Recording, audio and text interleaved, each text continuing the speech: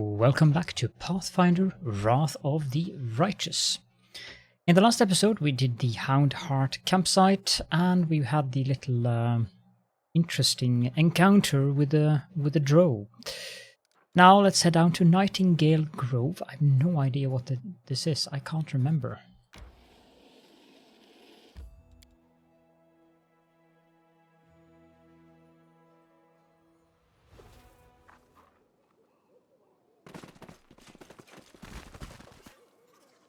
Get your hands off that. It's mine. I don't know what he said. Nobody's running. Draw your weapons and fight, you cowards, or I'll cut you down myself. I think this is an alchemist.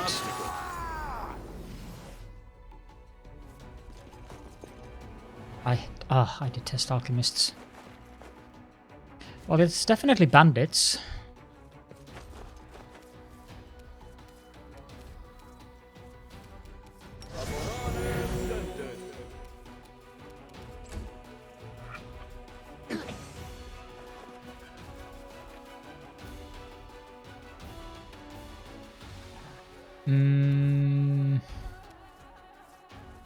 That was in the same tune as the song, I think.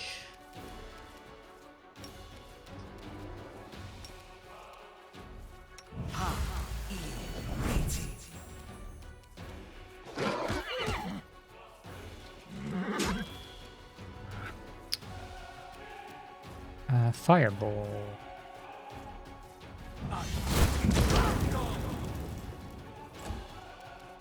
Stab you or zap you? Why not both? That at least is the alchemist on the ground. No glory without risk. Make every strike count. I detest alchemists.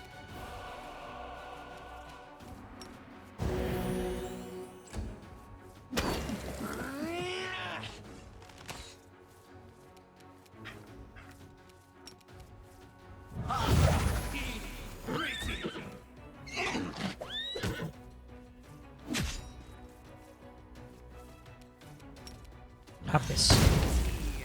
And I missed. Distract them from me. I'm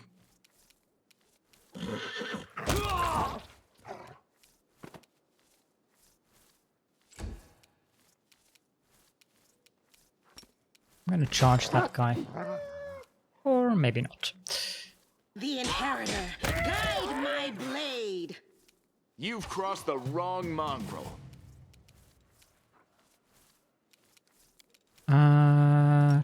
Not treat affliction. That wasn't the one I was looking for.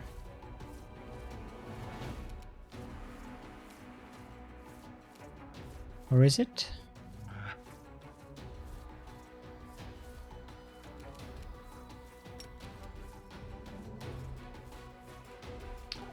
Dead.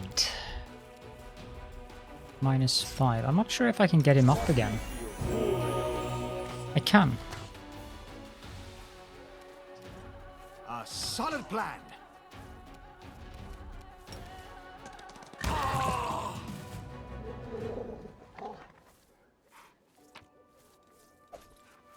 Moss pottage. And we get the momentum light hammer. Ooh, that is a lot of money. I also get to sell that, so because I don't need that. Chain shirt +1 on a blood clarity cloak. It's a decent cloak, but I'd rather have the cloaks that give I'll go ahead. resistance or saving throw Something wrong? stuff. So yeah, the cloak of resistance.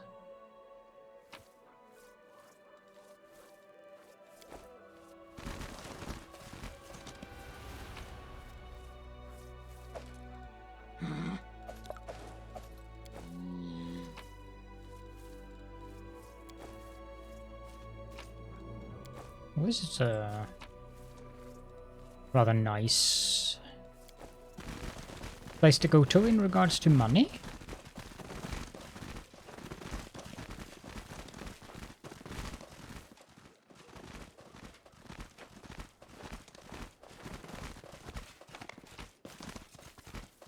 There's a letter to a noble crusader. And a magic essence, that's good.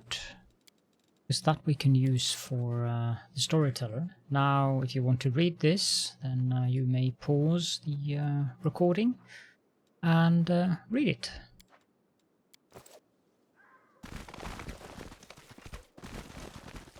I know the way. Surprised there's nothing else here. Usually is one hidden item on a map.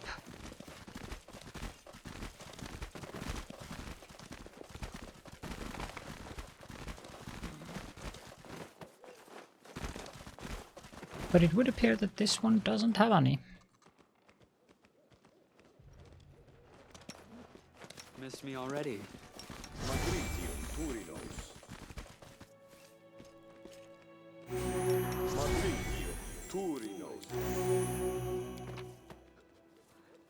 And leave.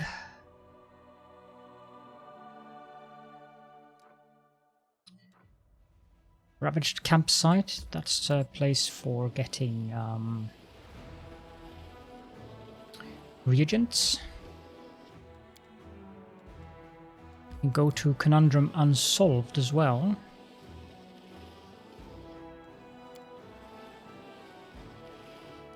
But before we go there, let's have a nap. I'm happy with this composition. If I lose my sword, I have lost a tool. If I betray my heart, I have died.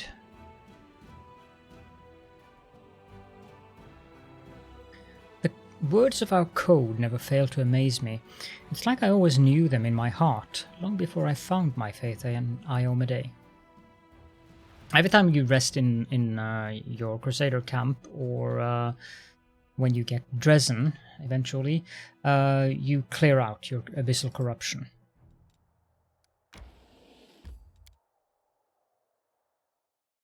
This is just a foretaste of the puzzles to come. That is one little thing that I actually am not too fond of. Some of the puzzles are like crikey when it comes to how difficult they are.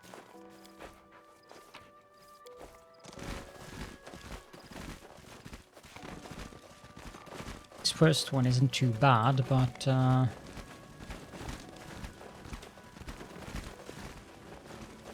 the following ones after this one, on the other hand, those are interesting.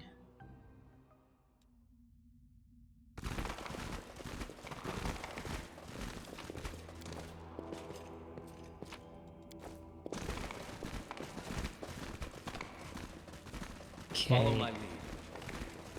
Now we find the slabs we need in these urns. The thing I find very puzzling with these, pun wasn't intended there, but I guess it became a pun. The thing I find puzzling with this is that I don't feel that they give you a good explanation. The slabs on the side, like these three here, they are fine and well because they only fit into one place, but this one I can put all four of them. And I kind of feel that it functions like good old domino. So I would want to have a slab that has that weird symbol there and that weird symbol there, which I can put so that that and that corresponds. That is this one. I think this is correct. That is not far. Now, it will, if I try to,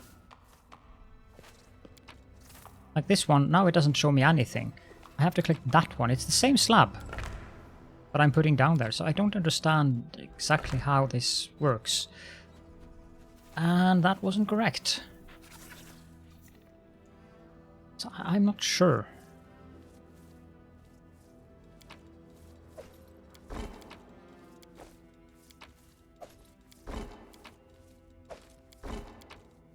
Sometimes it feels as if...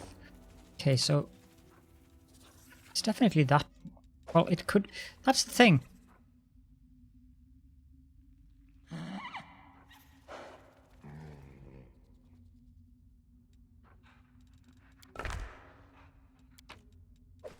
Ah, it is mildly annoying.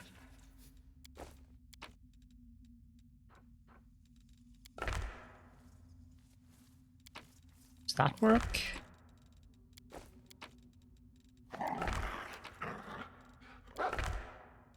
Nope.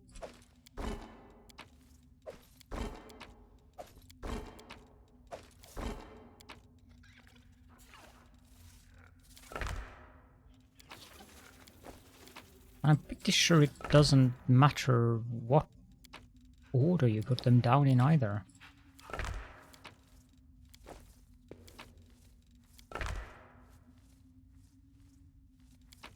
Okay. I mean, I could go look up walkthrough, which I will if it doesn't succeed on the next attempt. The outer symbol is 7, and that one is the round one.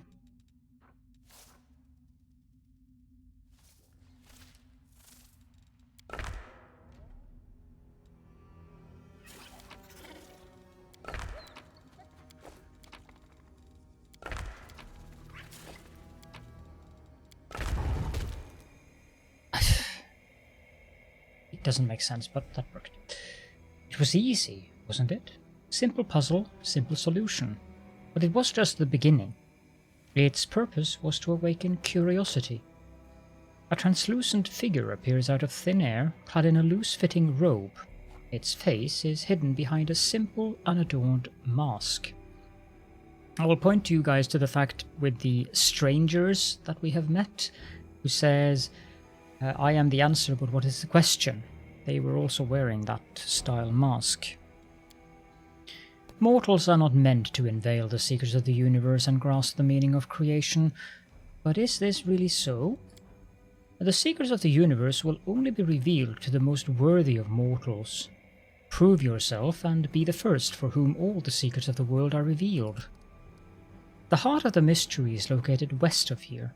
Solve the puzzle and you will comprehend the forbidden knowledge. A map of an area that looks vaguely like the Worldwound appears in the figure's hands. A single dot shines brightly on the map. What is the heart of mystery? The translucent figure remains silent. Who are you? Simple puzzle, simple solution. The heart of mystery is located west of here. What are you?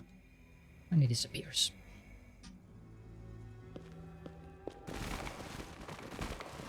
It's very Egyptian. Hide barding +2 and Elven notes. I just check if I can actually equip some of this barding on any of my pets. I think only Wally can wear it currently. I'm going to take the feats for barding at some point, but I don't remember exactly what level I take that on. See? I know I haven't really bothered with it, but I have a couple of feats that I can replace in my list of level up feats for my pets to get at least medium barding on them. And Wooly can be the one who has the heavy barding, because I think he got those feats for free.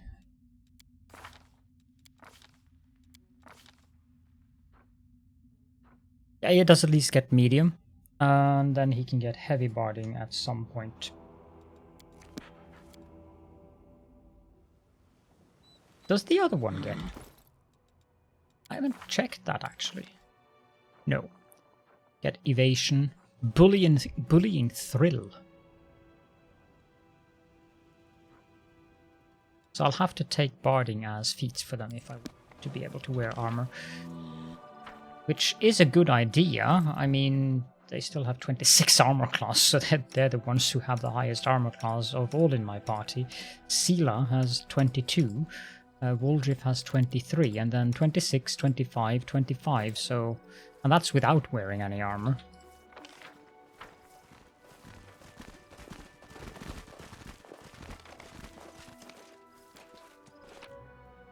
Let's move our Crusader armies around a little bit. We have been sleeping and we can move them once every 24 hours, so... send this one here, I think, because I don't think there are any more demon armies on this side of the river. And the second army, we can move that there. And then we can go up and get rid of that army.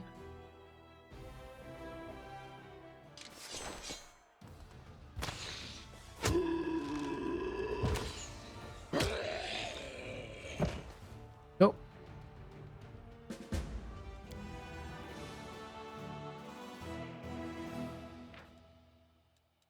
We found a crossbow of judgment. That isn't too bad.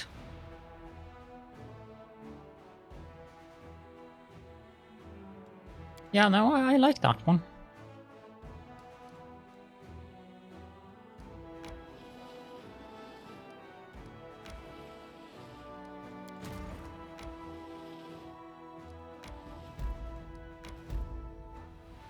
We can't get past Leper's Smile until we've been there with our party, so that annoys me that it keeps that there because we're done there.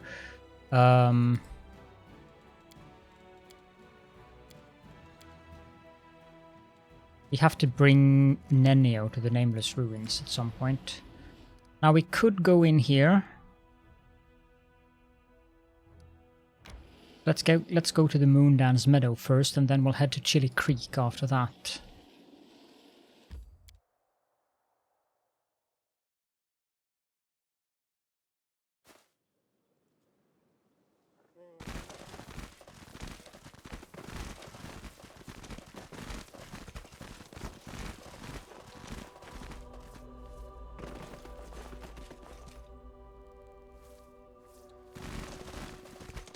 I know the way.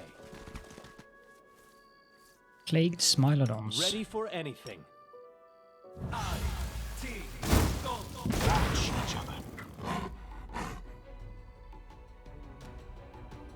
I don't really care that much about using grease because there's only 2 of them.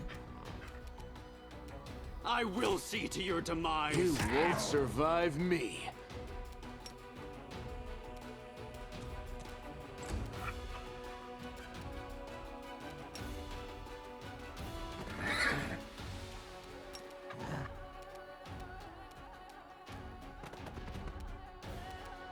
Attack! This'll leave a bruise. Ooh, yeah, that will definitely... Time to share your treasures. The light take you! Precision! And grace. Endure this! That thing did a lot of damage.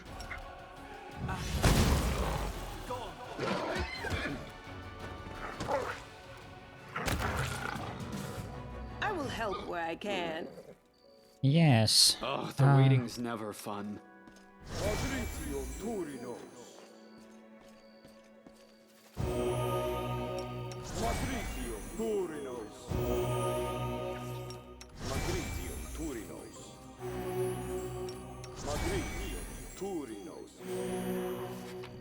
There we go, that was a lot of damage.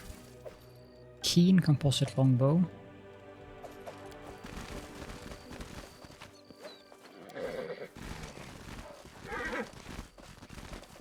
I think we have one more person who uses a longbow actually. Yeah, myself. But I'm using Pinion, so I'm not going to stop using him. Long sort of right. The wicked one is better than the keen one, so... And trapping longbow. I actually think that the keen composite one is better than that. Yeah, I'm not convinced about the entrapment feature. As for the crossbow of heavy judgment, is it? It is pretty good. Is it as good as? I actually think that one is better because his Oracle Curse isn't that good. And this does more damage as well. Has a reduced critical range, but it is an automatic critical if it actually threatens a critical hit, so... I feel it is better. You're using a keen composite now, you're using these. Really need to find some better daggers for Woljif. We don't have a bard, nor do I intend to have a bard in our group. Who has the lowest saving throws? Darren does, so let's give him the cloak. Divine Protector is probably better than that shield.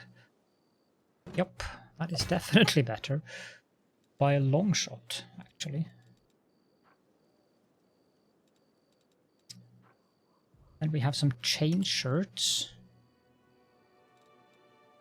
We need to get rid of his arcane failure, because that is annoying me. You're wearing... that's 15. Wearing a regular chain shirt. Might as well give you a chain shirt +1 instead. But he doesn't have strength for...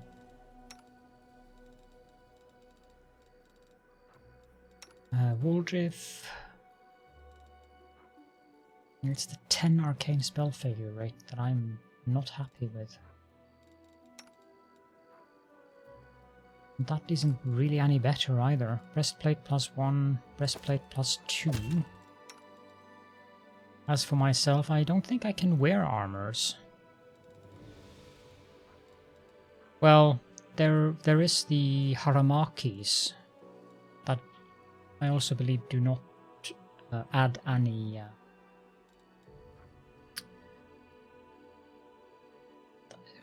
kind of... this one is interesting for Woljif. That doesn't add any kind of...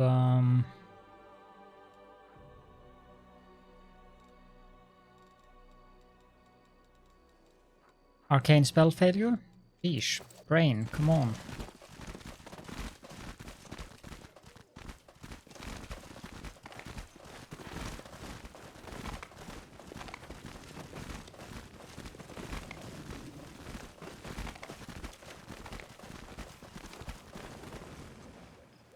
This place was rather desolate. 2 plagued Smilodons and that was it.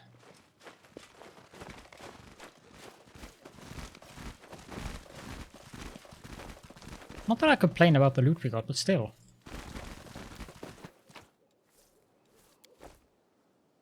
Would have thought there was more than that to it. Okay, now we go rest in the Crusader camp and then we will head up to Chili Creek.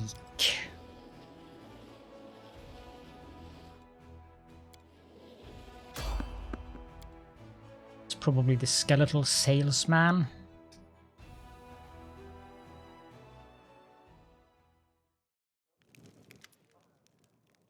No, it's actually the camp. Commander, we caught a suspicious lad on the road. He says he's an ally and is desperate to talk to you. Who knows who he really is? The young man before you is trembling from his wounds and exhaustion. His boots are in tatters, and if he had any weapons or armor, he shed them along the way. His clothes are torn and his hair is wet, like he recently swam across a river. Blood oozes from the wounds on his chest and shoulders, and his skin is cracked and inflamed from the acrid water of the Worldwound. Commander. The man breathes heavily and the words emerge as a whisper from his dry throat. My squad. Ambushed. Beyond the river. Help! What is this? Report properly at once. Yes, Commander. Grinding his teeth in pain, the man snaps to attention, deliberately calms his breathing and begins again. Yeacher Ankel, Hell Knight of the Order of the Godclaw, under the command of Paralictor Regil Derenge. Our squad is under attack by demons far surpassing our number. Without your assistance, we are lost. Hell Knights? They've supported the Crusaders more than once in our battle against the demons, despite their... Irabeth cringes. Questionable reputation. We cannot abandon our allies in trouble. If they really are our allies, then of course. It's just... Anivia looks Yeaker over closely from head to toe. I kinda think this isn't a knight at all. A real Hell Knight would be skinned alive for losing his infamous black armor. What we see here is a stranger without rank or insignia who wants us to march to gods know where. Kinda smells like a trap to me. Yeaker, who is attacking you and why can't you handle them on your own? Large creatures that attack from the air. Some are fighters. Others are, at a guess, clerics with dangerous divine magic. They look like stone come to life. I am almost certain they are gargoyles. They fell upon us from the sky while we were setting up camp and at our most vulnerable, and they caught our forces at partial strength. The Paralictor had dispatched some of our troops as scouting teams. Flying beasts didn't fight us, they just fell on us from the sky, grabbed our fighters and either took them somewhere or threw them to their deaths. We were unprepared for that. Where's your squad now?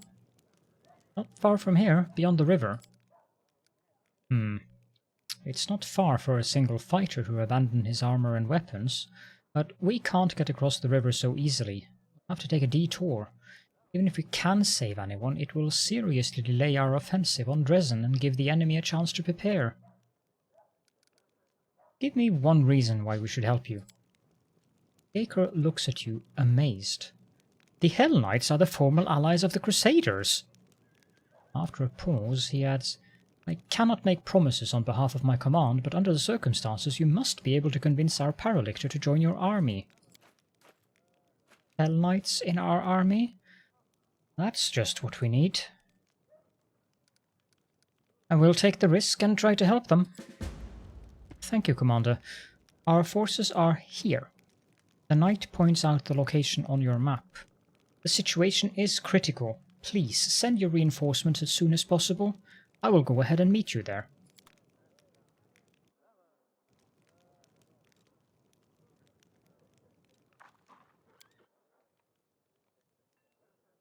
Little nap. It'll be tough getting a helmet to fit you, but we can't leave your head unprotected. Well, just as long as it doesn't have a visor. Or how else am I meant to scare the enemy?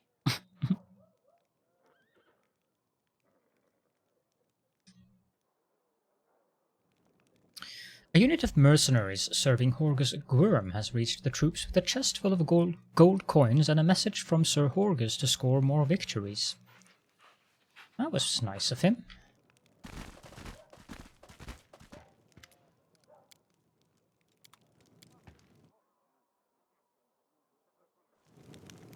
I'm going to go... Oh. Hey, little one, they say you can do magic? An old silver-haired fighter sizes Ember up skeptically, apparently baffled to find such a young girl in the middle of the war. He is cradling his wounded arm, which has been hastily bandaged. Can you heal me? Yes. Of course. Ember whispers a spell and touches the bloody bandages. Thank you. That is so much better. The soldier rips off the blood-caked rags and strokes the healthy skin underneath them. How old are you? You're only a child. A granddaughter at home, just like you. Oh, little girl, how did you end up here? What are you doing here in the thick of it with us? Ember gives him a light-hearted smile. I'm just like you. I came to the thick so that the thick wouldn't come to the other kids, like your granddaughter. Well, I'll be. So little and yet more courage than some officers. The old man runs his rough hand over her hair and she smiles at him again. The crow on her shoulder rubs its head on his hand like a cat. Talking to you takes a load off my mind. I reckon it's not just my arm you healed. The soldier leaves, shaking his head pensively. Ember waves happily and then turns around and notices you. Hi! Do they often come to you for help like this? Ember shrugs. Demons keep hurting them and I keep healing them. But you know, it is surprising. So many soldiers come to me. They say I bring them comfort, that I give them strength, but we don't do anything like that at all. We talk to them nicely. I'm just a feather-brained little girl. If something I say is wrong, maybe I should keep quiet. But I can tell that my words make them feel better. I guess I'm confused.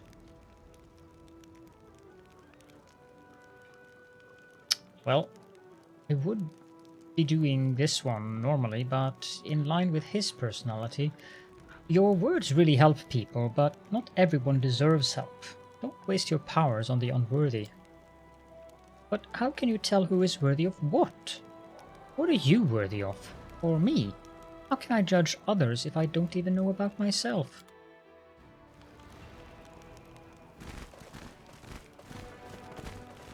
Let's see, Wilson, do you have any kind of daggers? First of all, how are things in the camp? Iomade be praised, everything's fine. We are well supplied, nobody's going hungry, and the sick? Well, you can't run a military campaign without somebody getting sick, but they aren't taking up any more beds than usual. Except, we're having a little problem with the soldiers' gear. The army has a standard that dictates who gets what. Except this standard is only good for fighting around Canarbers. Needless to say, the conditions inside the Worldwound are completely different. The scouts have been complaining. The local vegetation is like razor blades, they say, and it's slashing the soles of their boots to ribbons. Their cloaks might protect them from the cold, but they're useless against acid snow or caustic mists. The scouts are missing plenty of vital gear. A coil of rope is a simple thing, but there's not even enough to go around. Can you imagine? How are they supposed to scale mountains with no rope? So I've been thinking, what if we issue them different equipment? The scouts at least? Equip the soldiers as you see fit. That's more like it. I'll make sure the troops have everything they need and then some. An army moves faster if it has fleet-footed scouts. Whatever. Dagger +1. No, that isn't good enough. What I had in mind. I think I've checked this a couple of times now, and I don't think he really does have anything. This one might be good for Woljif though.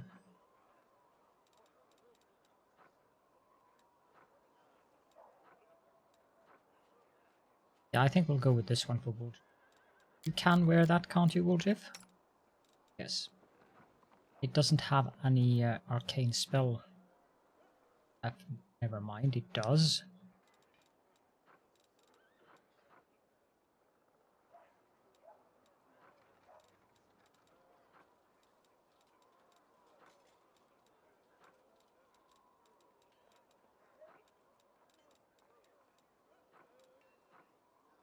Now there is no decent dagger to be found here, sadly.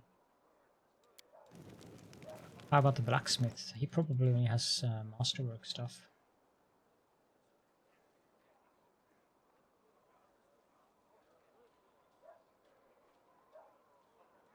Yep, he does.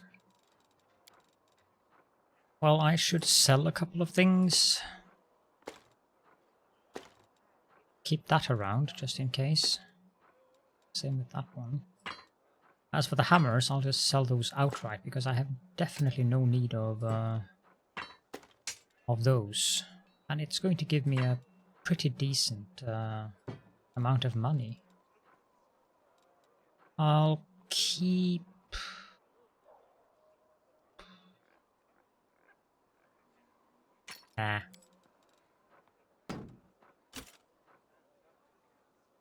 That is heavy to put, but...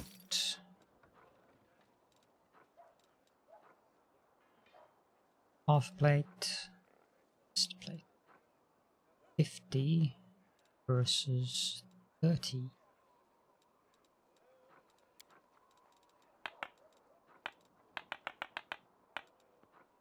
I don't think I need that cloak. Wait, it is actually a cloak of resistance +2. Yes, I will not sell that then. I don't need the hat though. That one could be decent. And I suppose I could put this on Camellia. I think she's the one who uses hexes. I don't feel like I need Alchemist's Fire or Holy Water.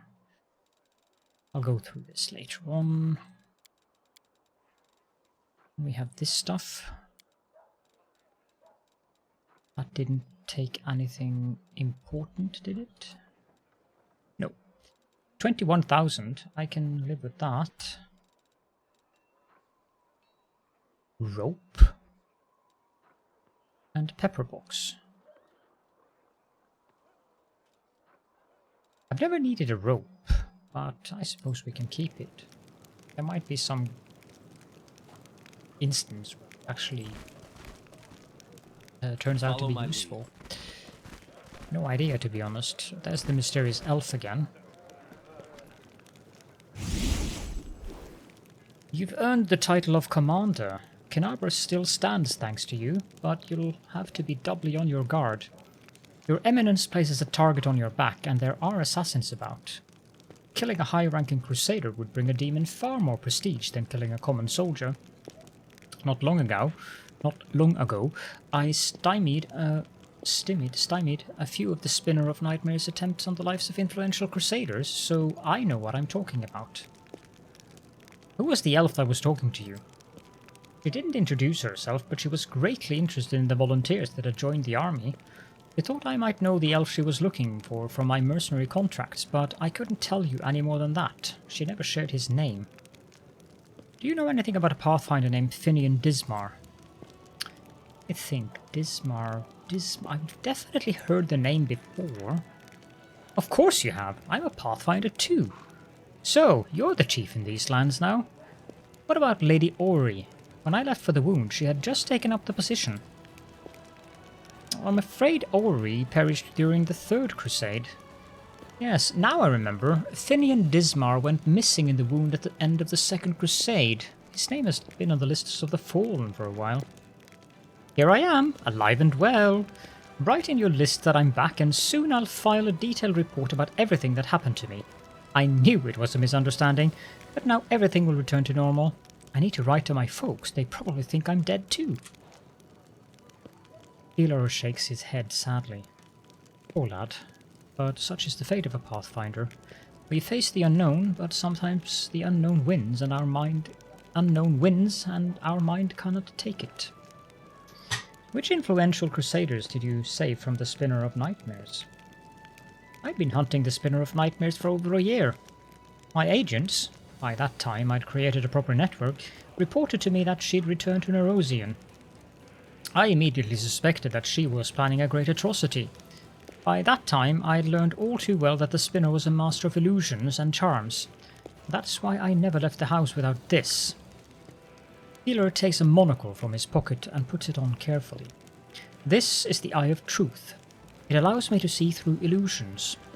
My friend got it from the priests of Nethys. However, neither this monocle nor my network of agents were adequate to prevent the attacks, and we were nearly too late. The Spinner of Nightmares decided to strike at the Cruciform Cathedral. They had gathered to celebrate the victory of the First Crusade. It was a great holiday, and there was a lavish ceremony at the cathedral. An influential priest, Anthocletus, was in charge of the festivities.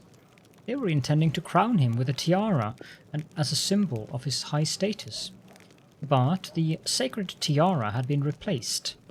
The Spinner had obtained an incutilis, a sentient and rather ominous cephalopod from the other end of the world. She had raised it from an elver and trained it carefully, and she cast an illusion on it so that everyone would see it as a tiara. At the moment its shell was placed on Anthocletus' head, the cephalopod would release its tentacles and penetrate the priest's skull. Its poison would seep into his brain and it would seize control over Anthocletus' dead body. Fortunately, we were able to stop this madness in time. I spotted the Spinner of Nightmares in the crowd, chased her down, and we ended up crossing swords on the roof of the cathedral. I nearly defeated her, but she fled upon a giant stallion which was able to run across the air as if it were on the ground. I was so close to catching her. She'd suffered a setback, but I let her escape. Healer's bitter and angry smile shows he has not made peace with his failure. Anyhow, if you have any questions and or comments, then please do feel free to leave those in the comment section.